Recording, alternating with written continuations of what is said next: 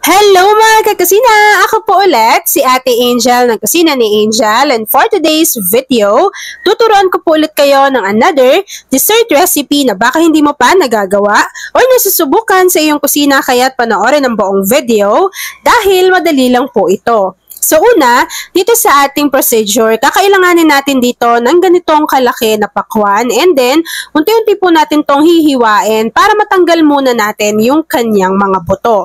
Kapag natanggal na po natin yung buto dito sa ating pakwan, hiwain lang po natin ito ng maliliit, and then ilagay lang muna natin to sa isang tabi bago gawin na po natin yung next procedure.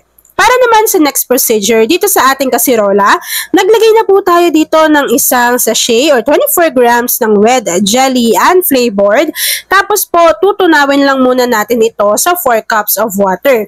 Take note mga kakusina na hindi pa po nakabukas yung apoy sa ating kalan dahil kailangan muna natin na matunaw yung jelly powder sa ating kasirola, and then after po matunaw noon, pwede na natin tong lutuin over medium to low heat.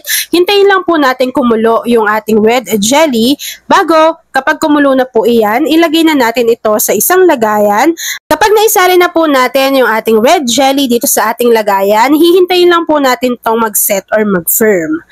At ayan na nga mga kakusina, kapag naisali na po natin to dito at nag-set na po iyan, pwede na natin itong kayurin na para bang buko. So kakayurin lang po natin ito ng ganito kaninipis, and then kapag nailagay na po natin to dito sa ating mixing bowl, meron po tayong matitira na red jelly na pinagkayuran natin. Hiwain lang po natin na yun ng mas maliliit, tapos isali na rin po natin siya sa ating lagayan para hindi po masayang yung niluto natin na red jelly. So kapag nailagay na natin yan dyan mga kakusina, haluin lang po muna natin ito para mag-combine yung ating red jelly pati yung ating pakwan. Kapag na-mix na natin ito mga kakusina, ilagay na po natin yung iba pang mga ingredients. So una, naglagay tayo dito ng isang lata or 370 ml ng all-purpose cream. Sinundan lang po natin ito ng isang lata or 370 ml ng evaporated milk, 1 can or 390 grams ng condensed milk.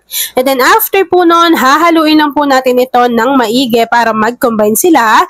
Tapos, pwede na po natin tong ilagay sa ating chiller para mas lumamig, or pwede rin naman natin tong lagyan na lang ng yelo para mas ma-enjoy na po natin to agad. So habang hinahalo ko yan mga kakusina, please don't forget to like and follow yung ating Facebook page, Kusina ni Angel. Kung meron din po kayong Instagram, paki-follow na rin ako doon, Kusina ni Angel. At kung gusto nyo matuto pa ng iba pang mga recipes o kaya naman gusto nyo mag-share ng mga niluluto ninyo everyday, pwede kayong sumali sa ating Facebook group. Andyan lang po yan sa ating Facebook page.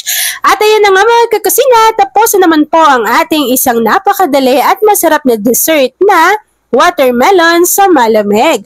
Kung nagustuhan mo yung ating video, please like and share this video. At kung hindi ka pa nakakapag-subscribe sa aking YouTube channel na Kusina ni Angel, please click subscribe button, click mo na yung notification bell, click all para lagi kang notified sa bawat ina-upload kong mga videos. Yan lang mga kakusina. Thanks for watching and enjoy this video. Oo nga pala mga kakusina, say hi Angel sa ating comment box section kung isa ka din sa dessert lover or watermelon lover.